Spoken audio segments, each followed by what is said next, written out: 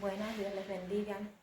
Hoy quiero hablar acerca de la importancia que tiene la profecía y de que nosotros debemos seguir, la pauta trazada por el Señor para que no nos perdamos y no nos descarriemos. Por eso en el libro de los Proverbios, en el capítulo 29, el versículo 18 dice: sin profecía el pueblo se desenfrena, mas el que guarda la ley es bienaventurado. Nosotros sabíamos que en los postreros días iba dentro del pueblo de Dios a levantarse muchos falsos maestros, falsos profetas y por supuesto incitando al pueblo a hacer cosas que bíblicamente no están respaldadas. Por eso nosotros debemos estar prestos, a que estamos en los postreros días y ahora debemos leer la Biblia, como nunca antes lo hemos hecho, orar de manera ferviente, ayunar para poder tener ese discernimiento espiritual que nos va a permitir diferenciar qué es lo que viene de Dios y por supuesto qué es lo que viene del enemigo, y para que no nos perdamos, porque nuestra salvación, nosotros tenemos que ocuparnos en nuestra salvación de manera diligente y cuidarla con temor y temblor. Entonces quiero hablar acerca del libro de Joel, que es una de las profecías que probablemente más se predica. Pero ¿qué es lo que sucede? Que se predica el versículo pero de manera aislada, y entonces ¿qué es lo que sucede? Que cuando nosotros predicamos un versículo y no hablamos acerca de lo que está delante y después pues lo estamos sacando de contexto, y cuando nosotros descontextualizamos algo, pues ¿qué hacemos? Lo tergiversamos, porque aparentemente parece que Dios va a hacer las cosas pero no va a exigir sus requisitos, y no es así. Para toda promesa bíblica hay una demanda de parte del Señor. ¿Por qué? Porque Él es santo, y para nosotros poder acceder a todo lo que Él promete tenemos que estar alineados a su perfecta voluntad y guardar su palabra. Entonces, primeramente hablar de qué versículo es, es Joel 2, 28, 29, que dice: después de esto derramaré mi espíritu sobre toda carne, y profetizarán vuestros hijos y vuestras hijas. Vuestros ancianos soñarán sueños y vuestros jóvenes verán visiones. Y también sobre los siervos y sobre las siervas derramaré mi espíritu en aquellos días. Pero cuando nosotros leemos más detenidamente, vemos y dicen: y después de esto. Esto es un pronombre que está sustituyendo a un sustantivo. Entonces vamos a ver a qué Dios se refiere cuando dice y después de esto. Entonces voy a comenzar ya a leer a partir del capítulo 1. Primeramente voy a leer Joel capítulo 1, el versículo 4, 5, 7, del 9 al 10, del 12 al 15 y el 17, porque en esta primera parte Dios nos hace el diagnóstico que iba a tener la iglesia en estos últimos tiempos, y dista mucho de la iglesia establecida por el Señor Jesús. Dios sabía que nos íbamos a alejar de lo que Él había establecido, que la iglesia se iba a enfriar, que la iglesia iba a estar dormida en estos últimos tiempos, y por eso viene esta profecía para exhortarnos y advertirnos que debemos despertar de ese letargo espiritual en el cual se encuentra la iglesia, para que Dios pueda derramar de su espíritu. El letargo espiritual es como tener una venda, pensar que estamos bien y que estamos haciendo lo correcto cuando no es así. La profecía muchas veces es rechazada porque confronta, pero dice la verdad, y realmente todas estas profecías son bíblicas. Esto se va a cumplir.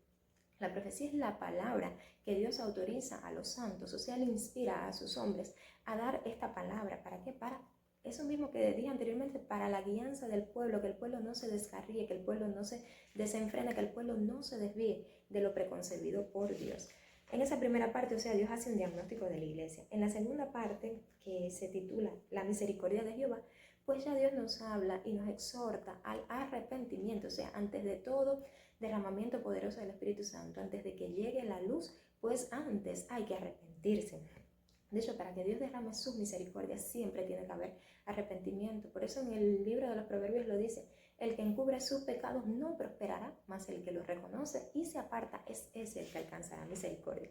Entonces, ya por último, después que Dios diagnostica cómo está la iglesia y nos exhorta al arrepentimiento, entonces es que Dios da esa promesa y dice: después de esto, después de que nos arrepintamos, es que Él derramará su espíritu sobre toda carne. Entonces, primeramente, reitero, voy a leer Joel 1, capítulo 4, 5, 7, del 9 al 10, del 12 al 15 y el 17. Y dice: lo que quedó de la oruga comió el saltón, y lo que quedó del saltón comió el revoltón, y la langosta comió lo que del revoltón había quedado. Despertad, borrachos, y llorad, gemid todos los que bebéis vino, a causa del mosto, porque os es quitado de vuestra boca. Asoló mi vid y desconcertó mi higuera, del todo la desnudó y derribó. sus ramas quedaron blancas. Desapareció de la casa de Jehová la ofrenda y la libación. Los sacerdotes, ministros de Jehová, están de duelo. El campo está asolado. Se enlutó la tierra porque el trigo fue destruido. Se secó el mosto, se perdió el aceite. La vid está seca y pereció la higuera, la granada también, la palmera y el manzano. Todos los árboles del campo se secaron, por lo cual se extinguió el gozo de los hijos de los hombres. Ceñíos y lamentad, sacerdotes, gemid, ministros del altar, venid, dormid en silicio, ministros de mi Dios, porque quitada es de la casa de vuestro Dios la ofrenda y la libación. Proclamad ayuno, convocad a asamblea, congregad a los ancianos y a todos los moradores de la tierra en la casa de Jehová, vuestro Dios, y clamad a Jehová. Ay del día, porque cercano está el día de Jehová. Cuando hablamos del día de Jehová estamos hablando de que cercana está la gran tribulación. O sea, la iglesia va a ver un periodo de gloria, Dios va a arrebatar a los escogidos y luego viene ese proceso de la gran tribulación. Y vendrá como destrucción por el Todopoderoso. El grano se pudrió debajo de los terrones, los graneros fueron asolados, los alfolíes destruidos, porque se secó el trigo. O sea, esto es lo primero que nos dice el Señor. O sea, Él nos hace un diagnóstico de cómo estaría la iglesia para estos últimos tiempos. O sea, en Joel 1:4 nos dice: lo que quedó de la oruga comió el saltón, y lo que quedó del saltón comió el revoltón. Y la langosta comió lo que del revoltón había quedado. ¿Qué quiere decir esto? Que vinieron un montón de plagas sobre, en este caso, la casa de Jehová. Y cuando hablamos de plaga, hablamos de juicio. ¿Por qué? Porque no hemos hecho la voluntad del Padre. O sea, las plagas han destruido los cultivos como consecuencia directa de ¿qué? Del pecado humano y de la desobediencia a Dios. Debemos saber que todo pecado, toda desobediencia, toda rebeldía, pues lo que demanda es castigo, juicio. La destrucción es el resultado de una cosecha que fue descuidada y devastada por la plaga. ¿Por qué la cosecha fue descuidada? Porque no estamos orando lo suficiente, no se está ayunando lo suficiente. Porque los tiempos de meditación y lectura en la palabra quizás no son los que Dios está demandando de nosotros. O sea, nosotros tenemos que tener un conocimiento bíblico suficiente. ¿Para qué? Para que nosotros no seamos engañados por el enemigo. La palabra dice: conoceréis la verdad y la verdad os hará libre. O sea, Satanás conoce la palabra y siempre la va a tergiversar. ¿Para qué? Para mantenernos en ese letargo espiritual que nos hace creer que somos salvos, nos hace creer que estamos alineados a la perfecta voluntad de Dios, y sin darnos cuenta estamos en el camino espacioso dentro de la propia iglesia rumbo a la perdición. Dice: es posible que esta plaga sea una alegoría del juicio de Dios, o sea, del castigo, en el que los seres humanos son los culpables de su propia destrucción debido a su falta de cuidado e interés en seguir a Dios. O sea, cuando nosotros no obedecemos la voz del Espíritu Santo, pues Él se va de las congregaciones. O sea, el Espíritu Santo nunca nos va a obligar, Él nos orienta, Él traza el camino por el cual debemos nosotros, transitar. Pero realmente, si nosotros somos de dura cerviz, si somos rebeldes, si somos obstinados, o sea, si no reconocemos nuestros errores y no reconocemos que lo que Dios está demandando de nosotros es mucho más que lo que estamos haciendo, pues simplemente el Espíritu Santo se va de las congregaciones. Entonces, ¿qué es lo que sucede? Aquí lo dicen. ¿Quiénes somos los culpables de lo que está pasando? Nosotros mismos. O sea, Dios es perfecto en todo lo que hace y establece. Dios es diligente. En su palabra es muy clara la voluntad del Padre, pero a nosotros no leer suficiente Biblia, o simplemente a veces leemos lo que nos conviene, nos aprendemos los versículos que nos gustan, o hacemos esto, leemos la promesa bíblica, pero no leemos la condición de Dios. Entonces estamos creyendo que vamos a arrebatar promesas para las cuales nosotros no estamos preparados ni calificados. Entonces, ¿qué hacemos? Pues tergiversamos versículos. Un versículo muy tergiversado es Romanos 8:28, el cual dice: y sabemos que a los que aman a Dios, todas las cosas les ayudan a bien. Eso es, a los que conforme a su propósito son llamados. Entonces, todo lo malo que sucede en nuestras congregaciones, pues decimos que es la voluntad del Padre, y no es así. Porque la palabra, este versículo se cumple para los que aman a Dios. ¿Y quiénes son los que aman a Dios? Los obedientes, los que hacen la voluntad del Padre, los que andan en santidad. Porque si nosotros hacemos cosas que a Dios no le agradan, si nosotros cometemos pecado, pues lo malo que sucede en nuestras vidas no es propósito de Dios, es juicio, es castigo de Dios. Entonces el mismo Jesucristo lo dijo: el que me ama guarda mi palabra.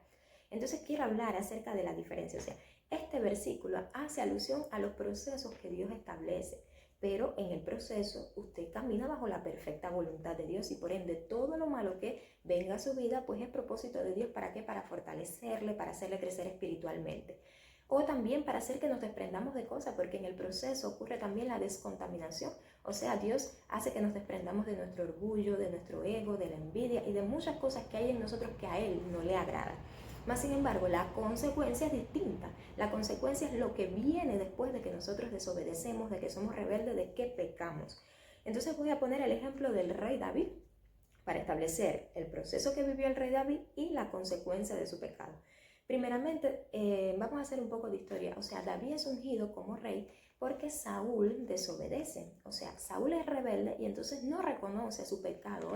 Por ende, él tiene un comportamiento obstinado. Por eso Jehová lo desecha, se le va el Espíritu Santo y entonces Jehová manda al profeta Samuel a ungir a David como el próximo rey. ¿Qué es lo que sucede? Que Saúl esto no lo acepta y durante muchos años Saúl persigue a David para matarlo. Más sin embargo, durante todo este periodo Dios guardó la vida de David. ¿Por qué? Porque David hacía su voluntad, porque David estaba caminando en obediencia y todo lo que estaba pasando en la vida de David no eran más que esos procesos permitidos por Dios para fortalecer a David, crear un carácter maduro en él y que se convirtiese en el rey que Dios necesitaba para que liderara al pueblo de Israel. O sea, eso es un proceso. Dios siempre estuvo con David en medio de su proceso y lo respaldó y lo libró de la mano de sus enemigos. Por eso David siempre estaba confiado y en muchos de los salmos esto se ilustra. Pero, ¿qué sucede cuando David peca? O sea, ya cuando David peca es distinto, porque el juicio de Dios viene sobre la casa de David. O sea, la espada no se aparta de la casa, viene castigo. Entonces, la consecuencia del pecado es descuido que nosotros tenemos y entonces ahí comienzan a descender los juicios de Jehová. Esto está, voy a leer, o sea, el pecado de David y qué fue lo que pasó en la vida de David, que por supuesto esto no estaba previsto ni planificado por Dios. Dios nos llama, la palabra dice que Dios nos llama con llamamiento santo. Dios no nos llama a que nosotros sigamos atados al pecado que traíamos del mundo.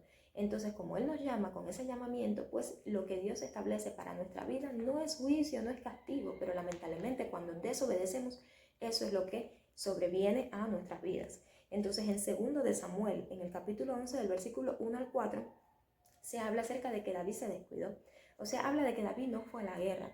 El campo de guerra del cristiano es la oración. O sea, nosotros de rodillas ante Dios estamos en el área de batalla de nosotros. Por eso cuando descuidamos la oración, perdemos llenura del Espíritu Santo. Y al no estar llenos del Espíritu Santo, pues comenzamos a tener hambre de otras cosas. Entonces ahí es cuando viene el tentador. De hecho, cuando Jesús ayunó los 40 días en el desierto, cuando tuvo hambre, entonces ¿qué fue? Que vino el diablo a tentarlo. Así es lo que hace Satanás. Satanás nos estudia. Satanás sabe que cuando nosotros estamos débiles en nuestro tiempo de oración, ahí es cuando viene con tentaciones y lamentablemente caemos porque no tenemos la suficiente fortaleza espiritual para rechazarlas. Entonces dice, aconteció al año siguiente, en el tiempo que salen los reyes a la guerra, que David envió a Joab y con él a sus siervos y a todo Israel, y destruyeron a los amonitas y sitiaron a Rabá. Pero David se quedó en Jerusalén, o sea, David no fue a la guerra. Y sucedió un día, al caer la tarde, que se levantó David de su lecho y se paseaba sobre el terrado de la casa real y vio desde el terrado a una mujer que se estaba bañando, la cual era muy hermosa. Envió David a preguntar por aquella mujer y le dijeron, aquella es Betsabé, hija de Eliam, mujer de Urías Heteo. Y envió David mensajeros y la tomó y vino a él y él durmió con ella. Luego ella se purificó de su inmundicia y se volvió a su casa. O sea, David cometió el pecado de adulterio. ¿Qué es lo que sucede? Que un pecado lleva a otro y a otro. ¿Qué fue lo que le pasó a David? David no solo cometió adulterio, sino que David quiso, para proteger a Betsabé, encubrir el pecado y entonces David es el autor intelectual de la muerte de Urías. O sea, David se convierte en un adúltero, en un asesino y en un traidor, porque Urías era uno de sus hombres más fieles. O sea, que no es un solo pecado el que cometió David, sino un compendio de pecados. Entonces la traición que le hace David a Urías, esto viene en el libro 2 de Samuel, en el capítulo 11, del versículo 14 al 15, dice, venida la mañana, escribió David a Joab una carta y la envió por manos de Urías. Miren lo que hizo David. David mandó a Urías a que llevara la carta en la cual estaba su sentencia de muerte. Urías era el esposo de Betsabé y escribió en la carta diciendo, poned a Urías al frente, en lo más recio de la batalla y retiraos de él para que sea herido y muerto. O sea, la tendencia humana que nosotros tenemos es a encubrir nuestros pecados. Lamentablemente David, a pesar de tener un corazón conforme a la voluntad de Dios, de ser una persona humilde, de ser una persona justa, miren lo que le sucedió a David. Por eso cuando nosotros llevamos una vida espiritualmente pobre, estas son las cosas que suceden. Nosotros no podemos descuidarnos, porque el pecado siempre está a la puerta. O sea, Satanás siempre va a estar intentando hacernos caer. Por eso hay que tener llenura del Espíritu Santo para poder rechazar estas tentaciones. O sea, David incurrió en adulterio, incurrió en asesinato e incurrió en traición. Por supuesto, el juicio de Jehová vino. Dios no hace excepción de personas. Todo el que peca demanda castigo. O sea, a pesar de David ser muy amado por Dios, Dios no podía hacer una excepción con David porque Jehová no puede negarse a sí mismo. Entonces vino la espada sobre la casa de David, algo que no estaba previsto por Dios, porque Dios hasta el momento había coronado a David de favores. O sea, había sido muy bendecido por Dios a pesar del proceso tan duro que había pasado. ¿Qué sucede? Pues viene el juicio y el castigo sobre su casa. Lo primero es que Amnón pues deshonra a Tamar. O sea, perjudica a Tamar, su hermana. O sea, David tuvo que sufrir todas estas cosas. Uno de sus hijos pues perjudica a otra de sus hijas.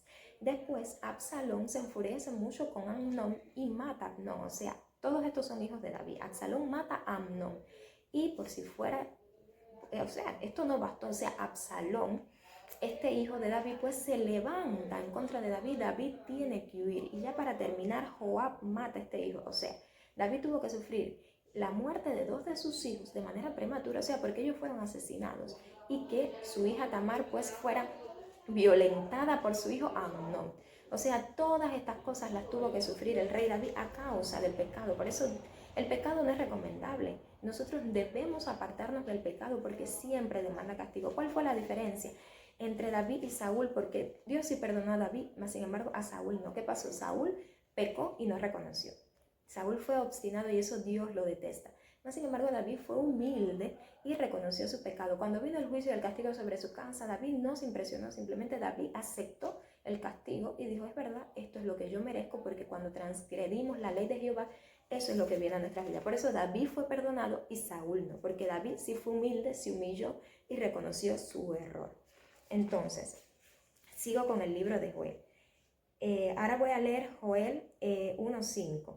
Y dice, despertad borrachos y llorad, gemid todos los que bebéis vino a causa del mosto, porque os es quitado de vuestra boca. Cuando hablamos de esto, estamos hablando del letargo espiritual en el que se encuentra la iglesia. Es una iglesia dormida, es una iglesia que no evangeliza. Nosotros estamos llamados a salvar almas, o sea, es un mandato bíblico que nos dio el Señor. Por eso, cuando Él comisiona a los apóstoles en Marcos 16:15, Él lo dice muy claro, id por el mundo y predicad el evangelio a toda criatura.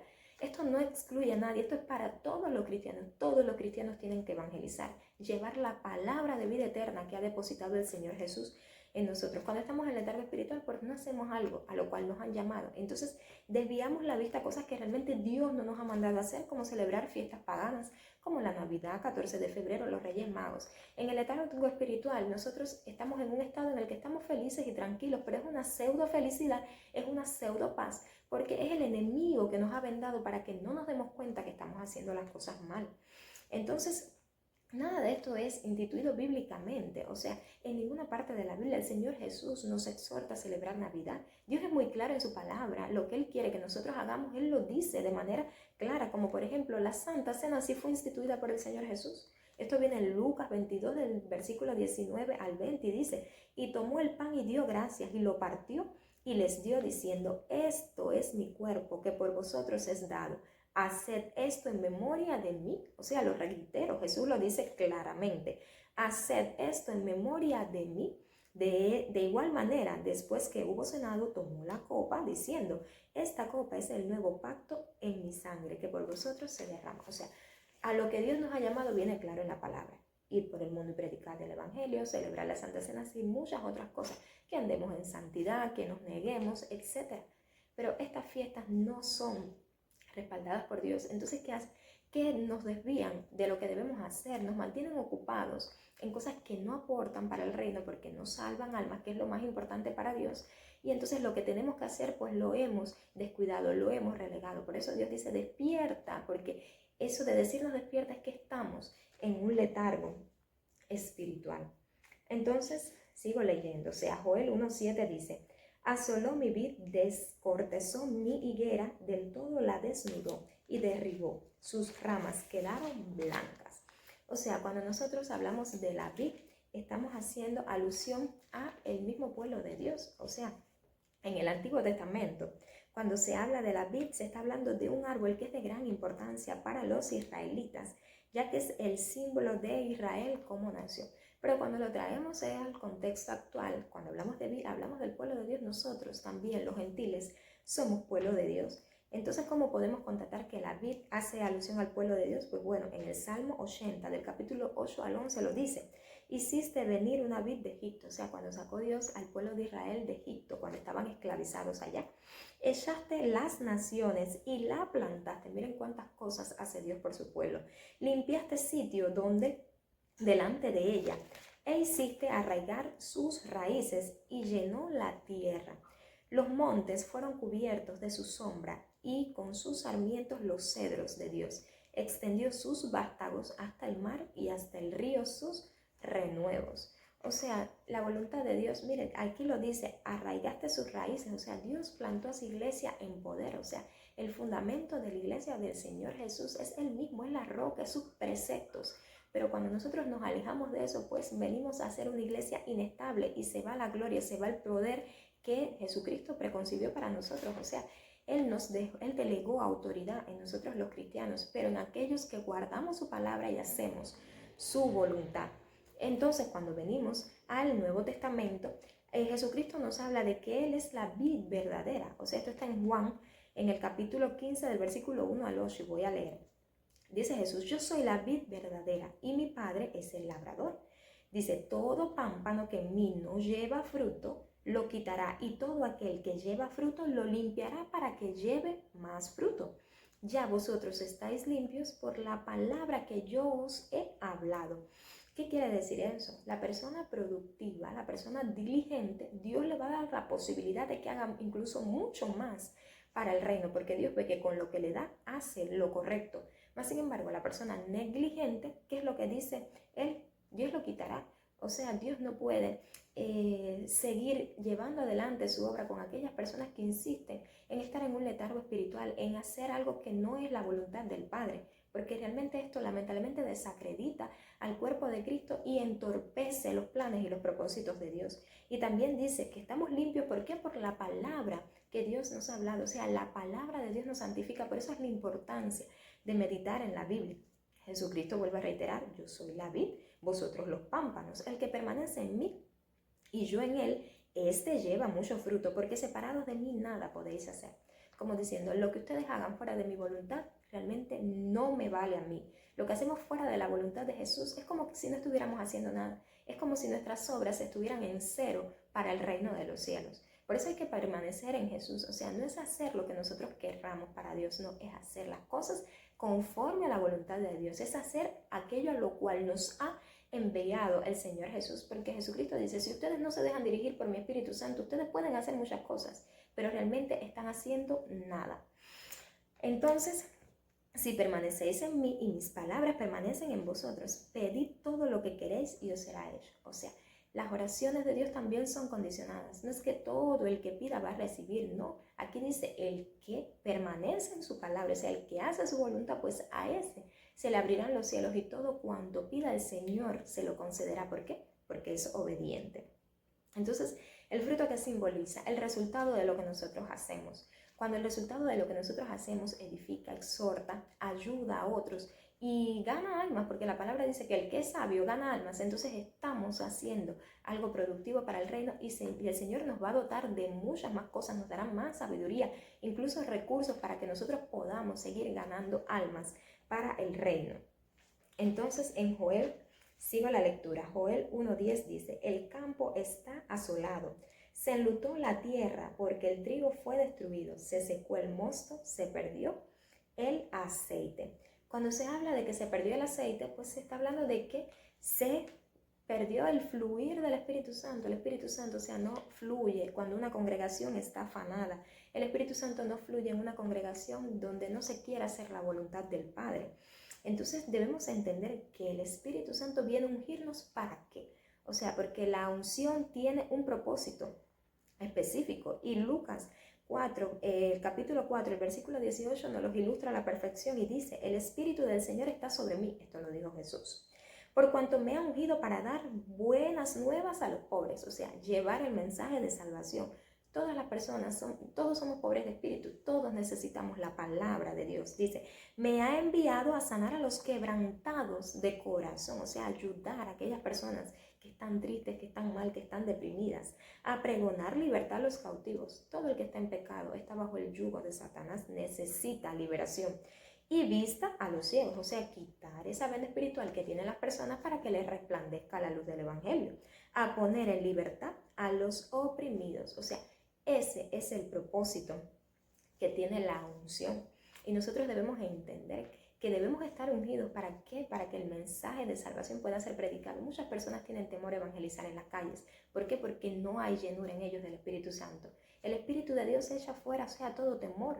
Además, la palabra dice, porque no nos ha dado Dios espíritu de cobardía, sino de poder, amor y dominio propio. Cuando hay llenura, la persona tiene el suficiente amor, porque para evangelizar hay que tener amor, porque es de mucha paciencia, pero realmente Dios es el que hace la obra, el Espíritu Santo es el que convence, pero nosotros sí debemos plantar la semilla porque nosotros somos sembradores y a eso es a lo que nosotros estamos llamados.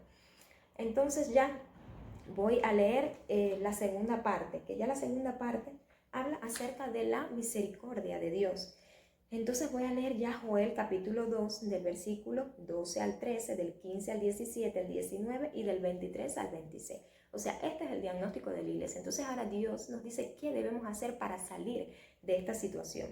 Dice, por eso, pues ahora dice Jehová, convertíos a mí con todo vuestro corazón, con ayuno y lloro y lamento. Rasgad vuestros corazones y no vuestros vestidos. O sea, Dios habla de que sea una conversión genuina, no algo externo. Por eso dice vuestros corazones, no vuestros vestidos. O sea, Dios tiene la capacidad de escudriñar y probar los corazones. Por eso nosotros a Dios no podemos engañarlo ni burlarlo. Porque misericordioso es y clemente, tardo para la ira y grande en misericordia, y que se duele del castigo. O sea, a Dios no le gusta castigarnos. Dios lo que quiere es que nos arrepintamos para Él poder bendecirnos y glorificarse. Tocad trompeta en Sión, proclamad ayuno, convocad asamblea. Esa es la exhortación que nos hace el Señor. Reunid al pueblo, santificad la reunión, juntad a los ancianos, congregad a los niños y a los que maman. Salga de su cámara el novio y de su tálamo la novia. Aquí quiero hacer un paréntesis, dice, congregad a los niños y a los que maman. O sea, los que maman son los lactantes. Los lactantes no tienen pecado, o sea, son los bebés. Pero ¿qué dice Dios? Esto es general, como diciendo, esto es para todo el mundo. No es que algunos están bien y otros mal, no es que todo mi pueblo se tiene que arrepentir. Como viene en el libro 2 de Crónicas, en el capítulo 7, el versículo 14, lo dice, si mi pueblo se humillare, sobre el cual mi nombre es invocado, y oraren y buscaren mi rostro, y se arrepintieren de sus malos caminos, entonces yo oiré desde los cielos, perdonaré sus pecados y sanaré su tierra. O sea, el principio de la misericordia y el perdón de Dios es el arrepentimiento. Entonces continúo. Entre la entrada y el altar lloren los sacerdotes ministros de Jehová y digan, perdona, oh Jehová, tu pueblo, y no entregues al oprobio tu heredad, para que las naciones se enseñoreen de ella, porque han de decir entre los pueblos, ¿dónde está su Dios? Responderá Jehová y dirá a su pueblo, he aquí, yo os envío pan, mosto y aceite, y seréis saciado de ellos, y nunca más os pondré en oprobio entre las naciones. Vosotros también, hijos de Sión, alegraos y gozaos en Jehová vuestro Dios, porque os ha dado la primera lluvia a su tiempo. O sea, cuando hablamos de lluvia estamos hablando del Espíritu Santo, y hará descender sobre vosotros lluvia temprana y tardía como al principio.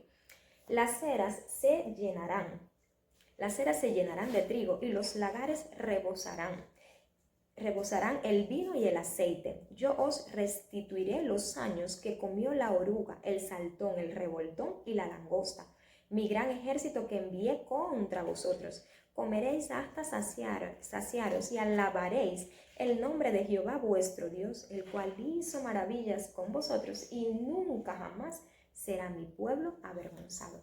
O sea, Dios le va a quitar la vergüenza a su pueblo cuando se vuelva, o sea, nos volvamos de los malos caminos y hagamos su voluntad. O sea, lo primero es eso, que nosotros no estamos llamados ahora a propiciar falsos avivamientos. ¿Qué son los falsos avivamientos? Nosotros llenar la iglesia con actividades que Dios no ha mandado a hacer y que no hay un arrepentimiento genuino, o sea, no hay una conversión. Las personas sigan haciendo las mismas prácticas de toda la vida. Esos son los falsos avivamientos que también estaban profetizados para este último tiempo. Pero el avivamiento real es ese, o sea, antes del derramamiento poderoso, a lo que nos exhorta Dios es a reconocer que la condición espiritual que tiene la iglesia no es la que Él desea, a arrepentirnos de todo corazón, es masivo, es para todos los miembros de la iglesia, para entonces Él después poder glorificarse y derramar de su Santo Espíritu. ¿Qué es lo que sucede? Que muchas personas no admiten esto y entonces quieren validar sus ministerios haciendo actividades para querer hacer creer que sus ministerios están respaldados y que están en bendición. No es así. Si la palabra de Jehová nos dice que la condición de la iglesia en este último tiempo sería esta, pues esa es la condición, porque la palabra de Dios se cumple. O sea, Dios no es hijo de hombre no es hombre para mentir, ni hijo de hombre para arrepentirse. Todo lo que dice su palabra es verdad. Jesucristo lo dijo: yo soy la verdad, el camino y la vida. O sea, la palabra de Dios nunca nos va a engañar. Cuando nosotros contradecimos la palabra, estamos contendiendo con el mismo Jehová, y eso no es sabiduría. Es mejor admitir y aceptar. ¿Para qué? Para que Dios tenga misericordia de nosotros y pueda glorificarse. Entonces, por eso en Filipenses, en el capítulo 2, del versículo 3 al 4, Jehová nos exhorta y nos dice, o sea, esto es a través del apóstol Pablo, pero sabemos que toda la palabra es inspirada por Dios. Cuando leemos la palabra es el mismo Dios hablando a nuestras vidas. Y dice: no nada hagáis por contienda o por vanagloria. O sea, eso nos dice el apóstol. Antes bien, en humildad, estimando cada uno a los demás como superiores a él mismo, no mirando cada uno por lo suyo propio, sino cada cual también por lo de los otros. ¿Qué quiere decir eso? Nosotros no podemos hacer nada para demostrar. O sea, lo dice: nada hagamos ni por contienda ni por vanagloria. Debemos pensar en el prójimo. Debemos arrepentirnos de nuestro pecado, porque nuestro pecado hace frenar el mover del Espíritu Santo en la congregación. Y, o sea, cuando nosotros estamos en pecado es como que se echa por tierra todo el esfuerzo y todo lo que se está haciendo. Por eso no debemos hacer nada para demostrar nada a nosotros. A Dios nadie le demuestra nada. Dios sabe todo. Nosotros lo que debemos ser humildes, reconocer el error para que Dios entonces pueda derramar de su Santo Espíritu, que lo necesitamos. O sea, el Santo Espíritu viene a traer sanidad, viene a traer liberación, viene a traer ese arrepentimiento que es tan necesario. Entonces, ¿qué es lo que valida un ministerio? Pues bueno, el fruto. El fruto habla más alto que cualquier promoción que nos demos nosotros. El fruto habla más alto que cualquier currículum que nosotros traigamos. Por eso Jesucristo lo dice: ¿qué ministerios van a permanecer? Aquellos que estén sobre la roca. ¿Cuál es la roca? El fundamento de Cristo, la doctrina de Cristo. O sea, ministerios que estén sobre el mismo Cristo, porque en la palabra Cristo se describe como la roca. Y entonces Cristo nos los dice. En Mateo, en el capítulo 7, del versículo 24 al 29, dice: cualquiera pues que me oye estas palabras y las hace, ¿qué hace? Pues él nos comparará con un hombre prudente, o sea, que edificó su casa sobre la roca. Entonces dice: descendió lluvia y vinieron ríos, soplaron vientos y golpearon contra aquella casa y no cayó. ¿Por qué? Porque estaba sobre la roca. O sea, la roca es inconmovible. Pero, ¿qué dice Jesús? Cualquiera que escucha esas palabras y por supuesto no las hace, ¿qué sucede? Que él lo va a comparar con un hombre insensato que edificó su casa sobre la arena. O sea, el fundamento de ese ministerio es inestable. Por eso dice: descendió lluvia, vinieron ríos y soplaron vientos y dieron con ímpetu contra aquella casa y cayó, y fue grande su ruina. Y cuando terminó Jesús estas palabras, la gente se admiraba de su doctrina, porque les enseñaba como quien tiene autoridad y no como los escribas. O sea, Jesucristo sabe de lo que nos está hablando. Él conoce bien al Padre y él sabe que Jehová jamás va a respaldar a aquellas personas que están haciendo su voluntad y no la de él. Por eso él hablaba con autoridad diciendo: sean diligentes y cumplan con mis palabras, porque entonces si ustedes no cumplen con mis palabras son insensatos y les va a ir mal. Entonces, es importante eso, el arrepentirnos. No es demostrar nada, es arrepentirnos y hacer la voluntad del Padre para que Él derrame de su Santo Espíritu. En Efesios 5:11 también se nos dice: y no participéis en las obras infructuosas de las tinieblas. O sea, todo lo que no da fruto para el reino, todo lo que no salva almas, todo lo que no nos santifica, todo aquello que no nos hace crecer espiritualmente, pues es infructuoso, es improductivo, o sea, no nos aporta ni reporta nada. Y entonces, ¿qué dice? Sino más bien reprenderlas. O sea, Dios nos da esa autoridad, como diciendo, no participen, no se solidaricen, no toleren las cosas que a mí no me agradan y repréndanlas. O sea, digan que eso no es correcto. Entonces, hablando de la lluvia temprana y de la lluvia tardía, o sea, Dios habla que a su tiempo pues nos da ambas lluvias. ¿Qué es la lluvia temprana? La lluvia temprana es el Espíritu Santo como agente regenerador. O sea, ese que nos transforma, es el que nos permite nacer de nuevo y convertirnos en esa nueva criatura, o sea, nos renueva. Y con él viene, ¿qué cosa? El fruto del Espíritu, que es el amor, que esa es la base del Evangelio de Jesús. Sin amor nosotros nada podemos hacer. La palabra dice que somos como metal que resuena o címbalo que retiñe si no tenemos amor. Por eso la importancia del amor. ¿Y qué pasa? Que el amor conlleva a otras cosas como el gozo, la paz, la paciencia, la benignidad, la bondad, la fe, mansedumbre y la templanza. Y todo esto es imprescindible para nosotros poder conducirnos en la vida como hijos de Dios. O sea, para nosotros ser escogidos debemos vestirnos de todo esto. Esto viene en Gálatas 5, del capítulo 22 al 23. O sea, el fruto del amor es imprescindible. El fruto del amor nos purifica, nos santifica y posteriormente cuando ya nosotros nos convertimos en esas vasijas idóneas, o sea, la vasija es limpiada y la vasija le cede la voluntad a Dios, porque a veces la vasija está ocupada por nuestra voluntad y entonces una vasija ocupada Dios no la puede llenar de su Santo Espíritu. Por eso debemos desocuparnos, debemos ceder nuestra voluntad para que Dios ponga la voluntad en nosotros, que por supuesto siempre va a ser mucho mejor que la nuestra. Entonces ya después de todo esto es que vendrá el Espíritu Santo, o sea, la lluvia tardía. Y ya voy entonces a terminar con la última parte. O sea, primeramente, para hacer un pequeño resumen, Dios habla de la condición de la iglesia. Después, Dios nos hace la exhortación que debemos arrepentirnos, que debemos parar con las actividades y comenzar el ayuno, la oración y el arrepentimiento para que entonces Él pueda derramarse de manera poderosa, como ya dice Joel 2, 28 y 29. Y dice, y después de esto, derramaré mi espíritu sobre toda carne, y profetizarán vuestros hijos y vuestras hijas. Vuestros ancianos soñarán sueños, y vuestros jóvenes verán visiones. Y también sobre los siervos y sobre las siervas derramaré mi espíritu en aquellos días. Va a haber gloria como en el tiempo de los apóstoles, o sea, después del día del Pentecostés, pues después de ese derramamiento poderoso del Espíritu Santo y de que todos fueron llenos de él, pues comenzaron a hacer la obra del Señor Jesús de manera poderosa. O sea, voy a leer ese fragmento del Pentecostés donde ellos fueron bautizados en Espíritu Santo y fuego. Y esto viene en el libro de los Hechos, en el capítulo 2, del versículo 1 al 4, y dice: cuando llegó el día de Pentecostés, estaban todos unánimes juntos. Eso necesita Dios, que el pueblo de Dios se una en un sentir. Y dice, y de repente vino del cielo un estruendo como de un viento recio que soplaba, el cual llenó toda la casa donde estaban sentados. Y se les aparecieron lenguas repartidas como de fuego, asentándose sobre cada uno de ellos. Y fueron todos llenos del Espíritu Santo y comenzaron a hablar en otras lenguas. O sea, aquí se evidencia el bautismo del Espíritu Santo con el don de hablar nuevas lenguas, según el Espíritu les daba que hablasen. O sea, luego de esta llenura, pues comenzó ese gran avivamiento que nosotros esperamos para ahora. ¿Qué sucedía? Pues bueno, conversiones masivas, grandes señales seguían a los apóstoles del Señor Jesús. Como por ejemplo, cuando el apóstol Pedro da su primer discurso, esto está también en el libro de los Hechos, en el capítulo 2, del versículo 14 al 42, se convirtieron 3,000 personas, pero voy a hacer alusión al versículo que ilustra esto, que es el libro de los Hechos, el capítulo 2, pero el versículo 41, y dice, así que los que recibieron su palabra fueron bautizados, o sea, la palabra que por supuesto ya les había dado el Señor Jesús, que era esa palabra de vida eterna, y se añadieron aquel día como 3,000 personas a la iglesia. O sea, en los avivamientos es esto lo que ocurre. El derramamiento del Espíritu Santo es esto lo que trae arrepentimiento, conversión de las personas.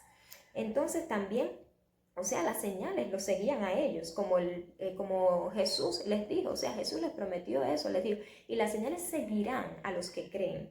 Y entonces en Hechos 2:43 dice, y sobrevino temor a toda persona. O sea, las personas comenzaron a tener temor de Dios. ¿Por qué hay tantas personas blasfemas? O sea, la Biblia dice que en los postreros días esto iba a suceder, pero las personas han perdido el temor a Dios. ¿Por qué? Porque Dios no se puede derramar y glorificar. ¿Por qué? Porque su pueblo no está haciendo su voluntad. Cuando las personas comiencen a ver las sanidades que hace Dios, porque Dios hace sanidades automáticas. Cuando las personas comiencen a ver los milagros, cuando las personas comiencen a ver grandes señales en el cielo y en la tierra, las personas van a comenzar a temer al Señor. Las personas verán que Él es poderoso, o sea, Jesucristo, la sangre de Cristo es poderosísima. Las tinieblas están vencidas. ¿Por qué avanza? Porque hay tanta corrupción, tantos asesinatos, tanta violencia. ¿Por qué? Porque las tinieblas avanzan cuando la iglesia está dormida, pero la palabra lo dice que las puertas del infierno, o sea, del Hades, no van a permanecer contra esa iglesia fundamentada sobre la roca que es Cristo, o sea, contra la iglesia fiel. Entonces, en el libro de los Hechos, en el capítulo 12, en el versículo 43, dice: y sobrevino temor a las personas, y muchas maravillas y milagros, y muchas maravillas y señales eran hechas por los apóstoles, que por supuesto que eran llenos del Espíritu Santo. Por eso esa iglesia era tan poderosa, porque estaba llena del Espíritu Santo.